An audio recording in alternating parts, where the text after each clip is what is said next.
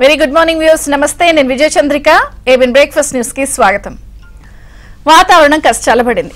ఇంక రేపటి నుంచి అల్పపీడనం అంటున్నారు. ఈ నెల 31 కల్లా నైరుతి ఋతుపవనాలు వచ్చేస్తాయని చెప్పి ఇప్పటికే వాతావరణ శాఖ చెప్పేసింది.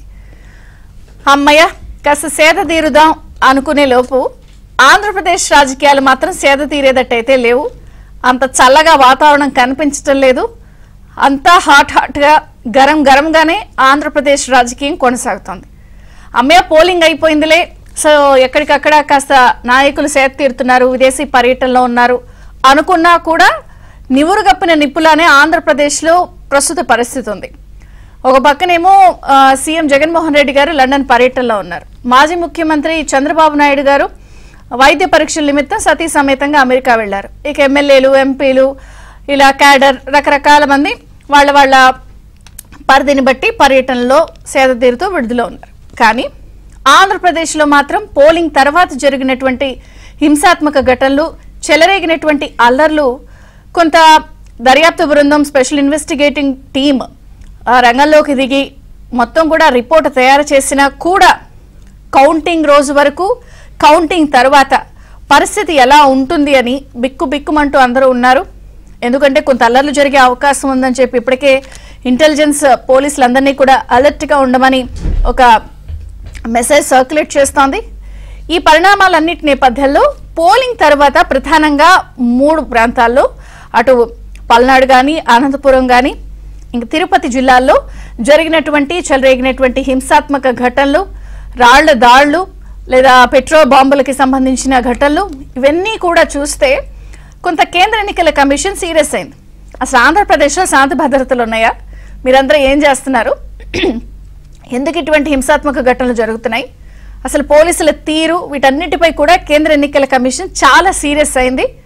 చీఫ్ సెక్రటరీ అలాగే డీజీపీని ఢిల్లీ పిలిపించుకున్నారు, సీరియస్ అయ్యారు. తర్వాత బ్రిజ్లాల్ నేతృత్వంలో స్పెషల్ ఇన్వెస్టిగేటింగ్ టీం ఒక కమిటీని వేసి సీరియస్గా అసలు ఏం జరిగింది, ఎవరెవరి పాత్ర ఉంది, దర్యాప్తు తీరుతెన్నులేంటి, ఎంతమందిని అరెస్ట్ చేశారు, ఇంకా ఏం జరగాలి, క్లియర్ కట్గా ప్రాథమిక రిపోర్ట్ని తయారు చేసి ఇమ్మంది. సో మొత్తంగా అయితే 3 జిల్లాల్లో పర్యటించారు 2 రోజుల పాటు.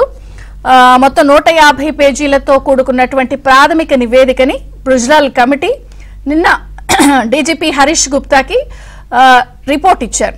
ఈ రిపోర్ట్లోని ప్రధాన అంశాలు ఏంటంటే, అవన్నీ కూడా చాలా ప్రాణాంతకమైన దాడులు, ఇందులో కుట్రకోణం ఉంది అనేది ఈ ప్రాథమిక రిపోర్ట్లో, సిట్ ఇచ్చిన రిపోర్ట్లో తేలిపోయింది. మొత్తం కూడా 150 పేజీల రిపోర్ట్లో ఉన్నటువంటి హైలైట్స్ ఏంటంటే, పల్నాడు, అనంత, తిరుపతి జిల్లాల్లో ఓవరాల్గా కూడా 33 కేసులు నమోదయ్యాయి. ఇందులో నిందితులు 1370 మందిని గుర్తించారు.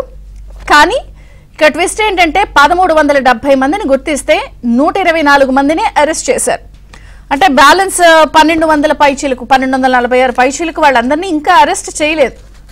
అలాగే దీంతో పాటు ఇంకా కస్టడీలోకి తీసుకుని చాలా మందిని కూడా ప్రశ్నించాలి. దర్యాప్తు జరుగుతున్నటువంటి తీరులో లోపభూయిష్టం ఉంది.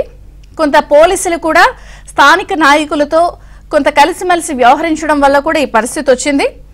సో ఈ ఘటనల్లో పోలీస్ పాత్రలు కూడా ఉన్నట్టుగా కూడా ఈ సిట్ రిపోర్ట్లో గుర్తించారు. ఏ పోలీస్ అధికారి ఏ స్థాయి నాయకుడు, ఆ స్థానిక నాయకుడికి ఆయా జిల్లాల్లో ఉన్న వాళ్ళతో ఎలా అంటకాగారు, వాళ్ళ పాత్ర ఏమిటి అన్నది కూడా ఈ రిపోర్ట్లో పొందుపరచడం జరిగింది. అలాగే నమోదైన కేసులపై కూడా పెట్టిన సెక్షన్లు సరిపోవు, అదనపు సెక్షన్లు పెట్టాలి. అలాగే ప్రత్యేక దర్యాప్తు బృందం ఏంటంటే, ఇప్పుడు కౌంటింగ్ తర్వాత కూడా కొంత అల్లర్లు చెలరేగే అవకాశం ఉంది కాబట్టి ఎలాంటి జాగ్రత్తలు తీసుకోవాలనే విషయాలపై కూడా కొన్ని సిఫారసులు చేసింది.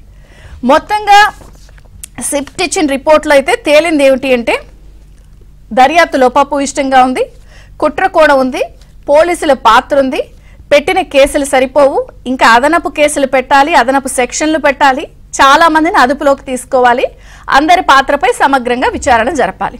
అంటే అందరూ అనుకున్నదే జరిగింది. ఇది కుట్ర అని చెప్తున్నదంతా కూడా నిజమని చెప్పి తేల్చేసింది. మరి ఇవన్నీ ఒక ఎత్తు అయితే, మరి ఇప్పటికైనా కూడా సిట్ ఇచ్చిన రిపోర్ట్తో పోలీసు యంత్రాంగం కానీ మిగిలిన వాళ్ళందరూ కూడా సెట్ అవుతారా? అందరూ ట్రాక్లోకి వస్తారా? ఏపీ పోలీసింగ్ సెట్ అవుతుందా? అలాగే అదనపు అరెస్టులు కొనసాగుతాయా? ఇప్పటికీ పిన్నెల్లి బ్రదర్స్ లాంటి వాళ్ళు అజ్ఞాతంలోకి వెళ్లారు, వాళ్ళందరినీ వెనక్కి రప్పిస్తారా? ఎవరెవరి పాత్ర ఏమిటి అన్నది రాబోయే రోజుల్లో స్పష్టంగా తేలిపోతుందా? సిట్టుతో అంతా సెట్ అవుతారా? అన్ని చర్చ